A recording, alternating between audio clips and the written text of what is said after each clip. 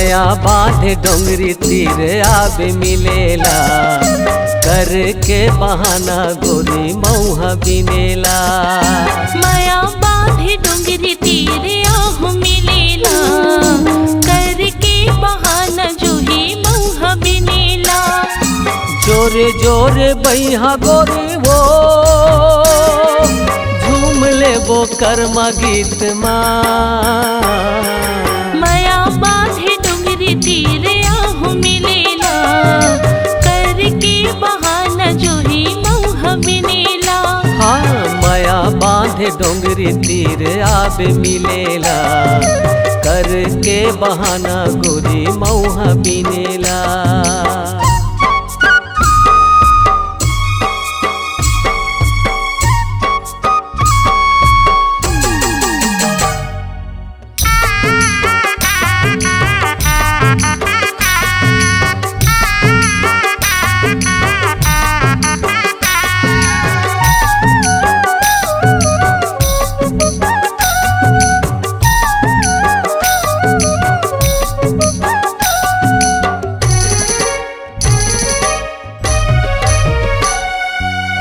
महके बगैचा मऊहा के फूल, सुधे हाथोर जिया माँ करे सूल।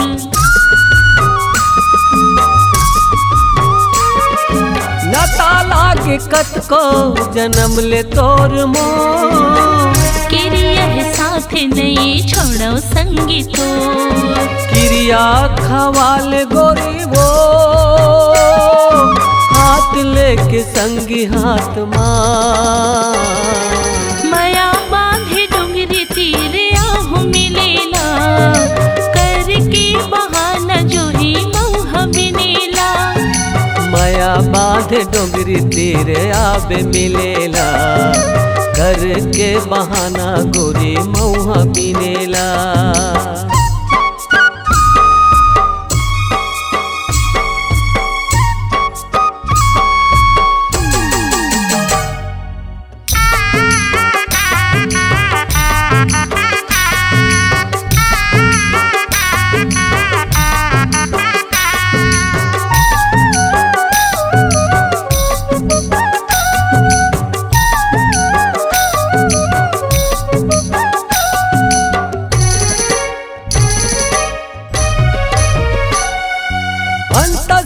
राखे हवो तोर तस्वीर, तही जिंदगी अस तही तकदीर।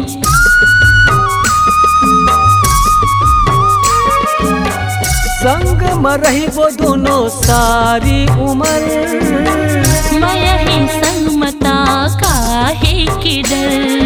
मन के मिलौनी संगी मोर, झूम ले वो कर्म गीत माँ। माया बांधे डोंगरी तीर आहू मिलेला, करके बहाना जोही मऊहा बिनेला। माया बांधे डोंगरी तीर आबे मिलेला, करके बहाना गोरी मऊहा बिनेला। माया बांधे डोंगरी तीर आहू मिलेला, करके बहाना जोही मऊहा बिनेला। जोरे जोरे बैहा गोरी वो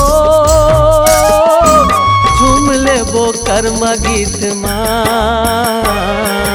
माया बांधे डोंगरी तीर आहू मिलेला, करके बहाना जोही मऊहा बिनेला।